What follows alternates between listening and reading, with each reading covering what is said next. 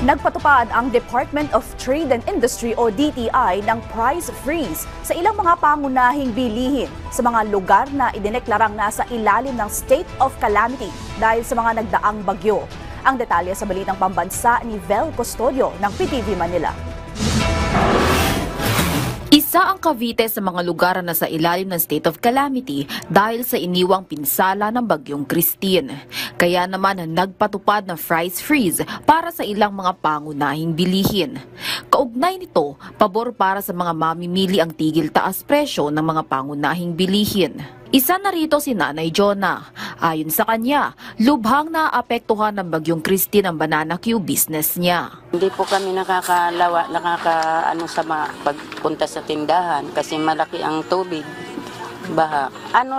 Kulang-kulang 1 linggo rin kasi panay ang ulan, malakas ang hangin. Mayroong hindi kinakaya ng budget, yung presyo ng mataas ngayon. Kinakailangan din medyo naghanap na mababa-baba. Pabor din para kay Nanay Carmen ang price freeze. Siyempre yung pagka hindi mo na tumaas, siyempre dinaan tayo ng bagyo, yung mga empleyado walang trabaho, yung mga negosyante walang bukas na tindahan. So, ang hirap po. Wala rin problema para sa mga nagtitinda kung magkakaroon muna ng tigil taas presyo sa mga bilihin. Paburo sa amin kasi siyempre bilang ng mumuhunan, mas less ang aming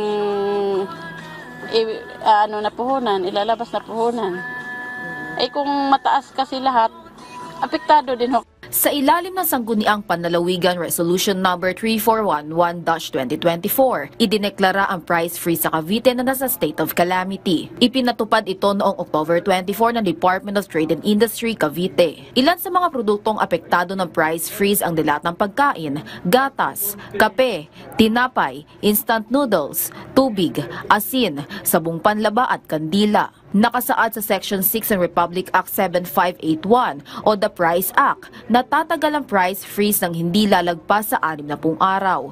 Una nang pinatutukan ni Pangulong Ferdinand Marcos Jr. sa DTI ang mga presyo ng mga bilihin na pangunahing nasalanta ng bagyong Christine. Paalala naman ng DTI na ang sinumang lalabag sa price freeze ay makukulong ng 1 hanggang 10 taon o magmumulta ng 5,000 hanggang 1,000,000 piso. Mula sa People's Television Network, Vel Custodio para sa Balitang Pambansa.